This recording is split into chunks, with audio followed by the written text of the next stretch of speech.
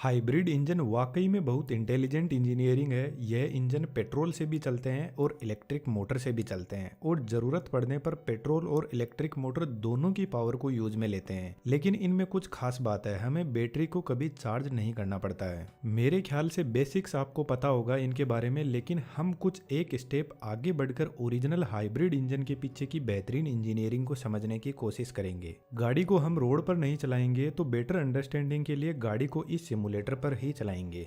लेकिन थोड़ी सी सुविधा के लिए हाइब्रिड कार से पहले माइल्ड हाइब्रिड कार को समझ लेते हैं। माइल्ड हाइब्रिड कार का इंजन कुछ इस टाइप का होता है, जहां पर गाड़ी का अल्टरनेटर लगता है उस जगह पर integrated starter generator in short ISG लगा रहता है। यह मशीन मोटर और जनरेटर की तरह काम कर सकती है और एफिशिएंसी इसके अल्टरनेटर से ज्यादा होती है। इन इंजन की खास बात है, इनमें स्टार्टर मोटर नहीं होती है, क्योंकि ISG ही गाड़ी को स्टार्ट करता है। जब इंजन स्टार्ट होता है तो 12 वोल्ट बैटरी ISG को सप्लाई देती है और ISG डायरेक्ट बेल्ट के थ्रू क्रैंक शाफ्ट से जुड़ा रहता है और इस टाइम एक मोटर की तरह काम कर रहा है और इंजन को स्टार्ट करता है। यहाँ पर गाड़ी बहुत स्मूथली स्टार्ट होती है बेल्ट सिस्टम की वजह से। जब गाड़ी चलना शुरू करती है तो साइड में लगी लिथियम आयन बैटरी का पैक ISG को पावर सप्लाई करता है और ISG इंजन को गाड़ी की स्पीड बढ़ाने में हेल्प करता है। इससे इंजन की एफिशिएंसी बढ़ती है और फ्यूल कंजम्पशन भी कम होता है। जब गाड़ी स्पीड में होती है और हम एक्सीलेटर को कम करते हैं या फिर ब्रेक लगाते हैं, तो इस कंडीशन में टायर से इंजन की तरफ एनर्जी ट्रांसफर हो रही है, जिसको रीजनरेटिव ब्रेकिंग बोलते हैं। इस कंडीशन में ISG जनरेटर की तरह काम करेगा और बैटरी को रिचार्ज करने लगेगा।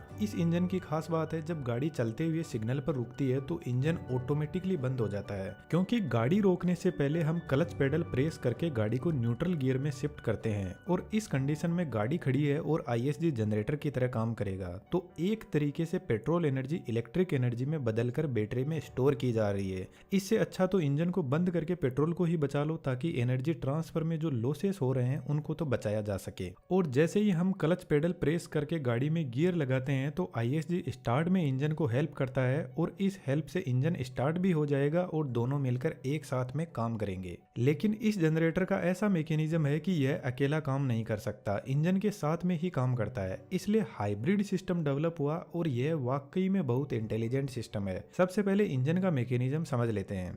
हाइब्रिड इंजन में बेसिकली 3 डिवाइस होती है जो पावर जनरेट करती है। एक इंजन खुद, दूसरा मोटर जनरेटर सेट 1 जिसको शॉर्ट में MG1 बोलते हैं, और थर्ड मोटर जनरेटर 2। MG1 और MG2 दोनों ही मोटर और जनरेटर की तरह काम कर सकते हैं। और एक पावर कंट्रोल यूनिट जो एक इन्वर्टर ही है और इस इंजन का ब्रेन भी, जो इन सभी मोटर जनरेटर और इंजन और बैटरी की पावर को मैनेज करता है। इस इंजन की खास बात है, जब नॉर्मल स्पीड में आराम से गाड़ी रेस्ट पोजीशन से चलाना शुरू करते हैं तो इंजन स्टार्ट ही नहीं होता है। MG2 मोटर अकेले ही बैटरी की पावर से गाड़ी को बढ़ाने लगती है।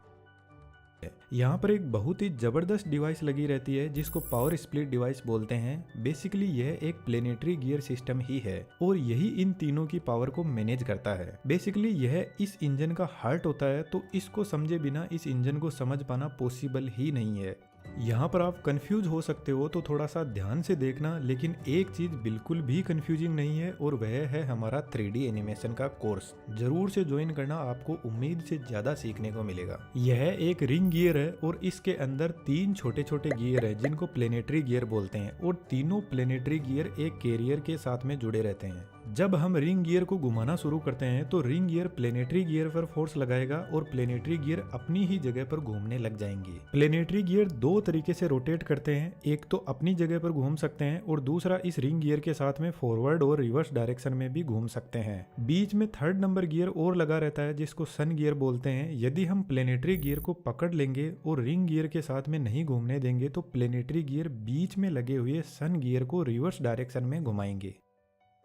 यदि अपने इंजन पर वापस चलें और देखें कि MG2 जब अकेला ही गाड़ी को फोर्स लगाता है तो इस बीच वाले गियर के थ्रू रिंग गियर भी घूमने लगता है और आप देखोगे प्लेनेटरी गियर डायरेक्ट इंजन के शाफ्ट से जुड़ा हुआ है। और इंजन तो फिलहाल बंद है, तो इंजन प्लेनेटरी गियर को सन गियर के साथ में घूमने देगा नहीं, सिर्फ अपनी जगह पर ही प्लेनेटरी गियर रोटेट करेंगे और सन गियर को रिवर्स डायरेक्शन में घुमाने लगेंगे। और सन गियर MG1 से जुड़ा हुआ है, तो MG1 भी रिवर्स डायरेक्शन में रोटेट करेगा, लेकिन एकदम फ्रीली रोटेट करेगा, ना ही मोटर और ना ही जनरेटर। अब मान लो आपने एकदम से एक्सीलेटर पर पैर रख दिया, तो MG2 इतना पावरफुल नहीं है कि अकेला ही गाड़ी को स्पोर्ट्स कार बना दे। इसको इंजन के सपोर्ट की जरूरत पड़ती है और इस कंडीशन में इंजन को स्टार्ट किया जाता है। इंजन को स्टार्ट करने के लिए इसमें कोई स्टार्टर मोटर नहीं होती है, तो इंजन को सिर्फ और सिर्फ MG1 ही स्टार्ट कर सकता है, क्योंकि यही डायरेक्ट इंजन की शाफ्ट से जुड़ा हुआ है। तो MG1 को भी बैटरी से पावर दी जाती है इंजन को स्टार्ट करने के लिए। और अब तक जो MG1 रिवर्स डायरेक्शन में रोटेट कर रहा था, अपनी डायरेक्शन बदलेगा। अब इस कंडीशन में आप देखोगे रिंग गियर को MG2 पावर दे रहा है और सन गियर को MG1,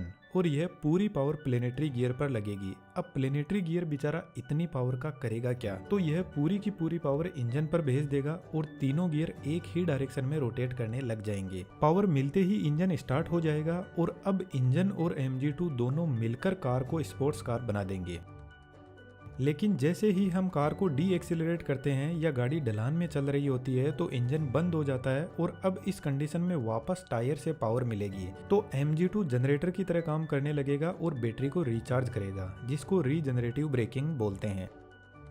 सिर्फ एक कंडीशन और बची है, उसको समझ लेते हैं। मान लो यह बड़ी बैटरी डाउन है और गाड़ी को अकेले इंजन पर चलाना है जब तक बैटरी चार्ज ना हो जाए। तो गाड़ी फिलहाल रेस्ट पोजीशन में है और रिंग गियर इस गियर से होते हुए व्हील से जुड़ा हुआ है, जिसका मतलब रिंग गियर लॉक है। जब MG1 शुरू होगा तो सन गियर से होते हुए पावर प्लेनेटरी गियर तक पहुंचेगी और प्लेनेटरी गियर डायरेक्ट इंजन को रोटेट करवाएगा और इंजन स्टार्ट हो जाएगा। अब यदि आपने थोड़ा सा भी दिमाग को लगाया है तो दो क्वेश्चन का जवाब आपको जरूर से देना चाहिए। नंबर 1, जब इंजन स्टार्ट रहता है और गाड़ी न्यूट्रल में होती है या फिर जब स्पीड में चलती हुई गाड़ी को हम न्यूट्रल में कर देते हैं तो रीजनरेटिव ब्रेकिंग काम नहीं करती है, ऐसा क्यों? नंबर 2, इंजन को स्टार्ट तो MG2 ही कर देगा, फिर MG1 की जरूरत ही क्या है? यदि MG1 रिमूव कर दे और कुछ ऐसा सिस्टम बना ले कि जब इंजन को स्टार्ट करना हो तो सन गियर को पकड़कर ब्रेक लगा देंगे और अब MG2 की पावर इंजन तक पहुंच जाएगी और इंजन को स्टार्ट कर देगी, और इंजन के स्टार्ट होते ही इंजन और MG2 मिलकर गाड़ी को आगे बढ़ाएंगे, तो फिर MG1 की जरूरत ही क्यों पड़ी? वीडियो पॉज करके कमेंट में अपना जवाब जरूर से लिखना, देखते हैं आपका इंटेलिजेंस लेवल कैसा है। क्वेश्चन 2 का जवाब मैं दे रहा हूँ। नंबर 1 बहुत बेसिक है, आपका ट्राई करना तो बनता है।